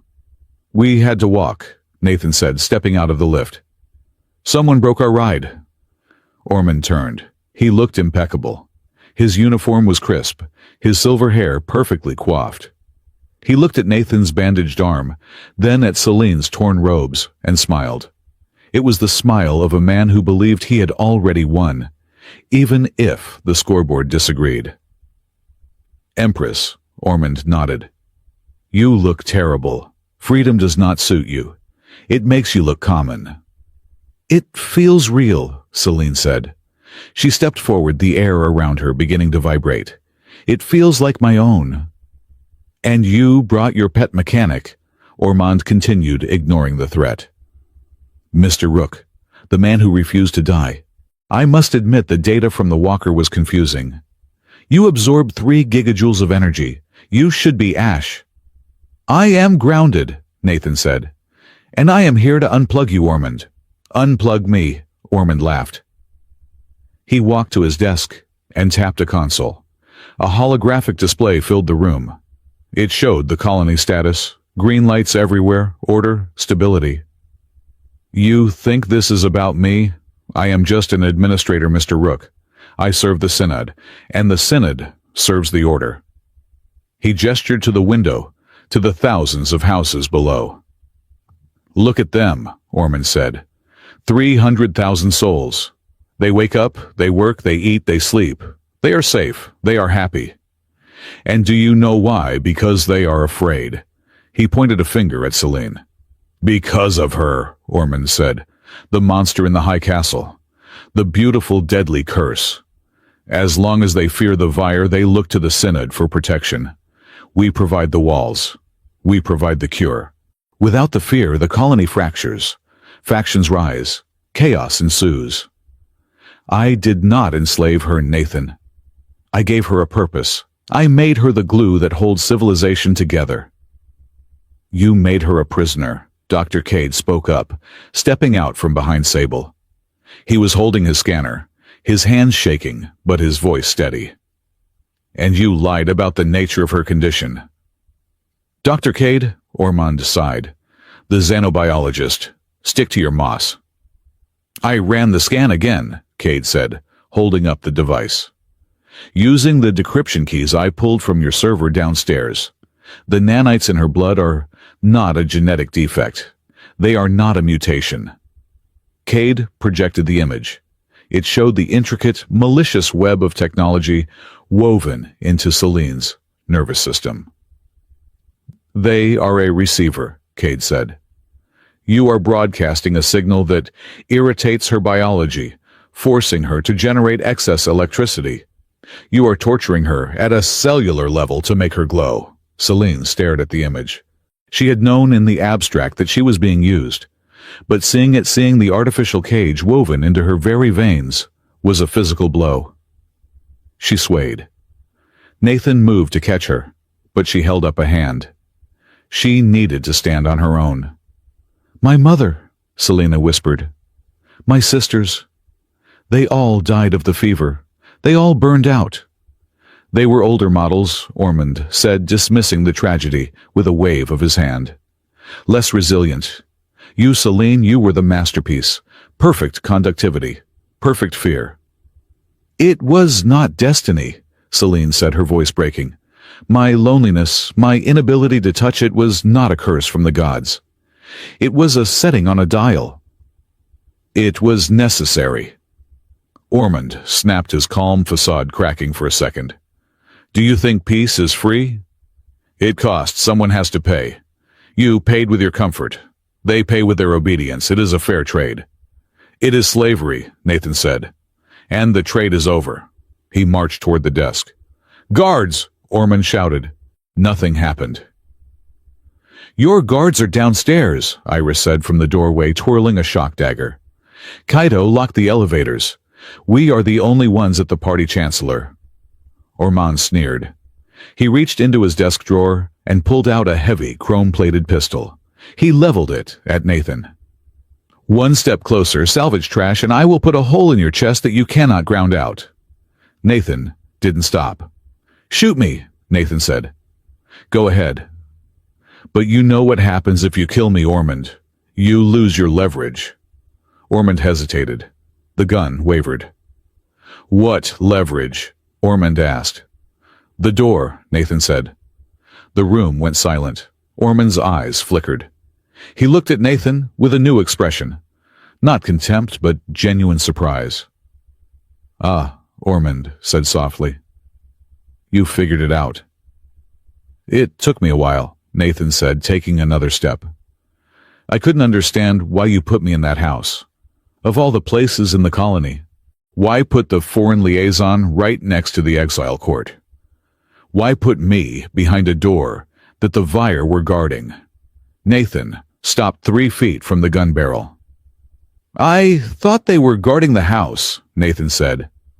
Then I thought they were guarding a secret inside the house, but they weren't. Were they? He looked at Celine, then back at Ormond. They were guarding me. Celine looked confused. Nathan, what do you mean? Ormond lowered the gun slightly. He began to laugh. It was a dry, rattling sound.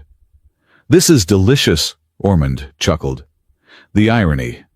You really don't know, do you, Empress? You thought your loyal dogs were protecting the sanctity of the royal threshold. He walked around the desk, confident again. The house at Unit 419 is built directly on top of the primary modulation node for the Spire's broadcast, Ormond explained. It is the physical anchor for the signal that controls your nanites. If that node is disrupted, the signal desynchronizes. The leash breaks. He looked at Nathan. The node emits a massive amount of biofeedback radiation, lethal to most humans over time. We needed a tenant, a warm body to act as a biological buffer, to mask the signal from external sensors. We chose Mr. Rook because his file showed he had an unusually high resistance to electromagnetic fields, a career in salvage, a thick skull, a perfect disposable insulator. You used me as shielding, Nathan said. We used you as a sandbag, Ormond corrected. But there was a risk. If the tenant interacted too closely with the node, if they grounded the signal, the system would error. It would glitch. Ormond turned to Celine. Your guards knew, Ormond said. Sable knew. The Synod gave them a simple order. Guard the door. Ensure the human inside remains alive and isolated. Because if the human dies violently, the biofeedback spike destroys the node. And if the human touches the Empress, the incompatibility of his biology acts like a virus in the system. Celine turned to Sable. Her eyes were wide. Sable. Sable looked down, shame burning on her face. We were told that if the human died, the backlash would kill you, Highness. We were told his life was tied to your containment. We guarded him to keep you safe. You guarded him to keep the prison locked, Nathan said. The Synod played you. They made you the jailers of your own freedom. And it worked, Ormond said smugly. Until you decided to play hero. Until you touched her. That was the error code. Your physiology is incompatible with the nanite frequency. You didn't just survive the touch, Rook. You rewrote the carrier wave. You are a walking jammer. So that is why you didn't kill me at the house, Nathan said. You were afraid if you shot me, the node would blow. Precisely, Ormond said. But now we are in the Spire, the broadcast source. I don't need the node anymore. I can reset the entire grid from here, which means... He raised the gun again, aiming directly at Nathan's forehead. You are finally redundant. Bang! The sound was deafening in the enclosed space. Celine screamed, but Nathan did not fall. Ormond stared at the gun in his hand. Then he stared at his hand. His hand was frozen. The gun had fired, but the bullet had impacted an invisible wall of force 3 inches from the barrel. The kinetic energy had rebounded, snapping Ormond's wrist with a sickening crunch. Ormond dropped the gun, howling in pain. Sable stepped forward, her hand outstretched. The air in front of her shimmered with a dense, localized kinetic field. I am done taking orders from you, Sable said, her voice cold as the vacuum of space. Ormond fell to his knees, clutching his broken wrist. You cannot strike a Synod official, the protocol. The protocol is offline, Nathan said. He stepped past the groaning chancellor. He walked to the main console. It was a complex array of touchscreens and holographic interfaces. Kaito, Nathan said. You are up. Kaito rushed to the desk, his fingers flying across the interface. I am in. I have root access. The broadcast controls are locked, but I can bypass them. Don't bypass them, Nathan said. Open a channel. A channel where... 2, everyone, Nathan said. Every screen, every speaker, every datapad in EchoWell. Nathan, Celine said, stepping up beside him. What are you doing? I am cleaning the slate, Nathan said. Kaito hit it. A chime echoed across the entire colony.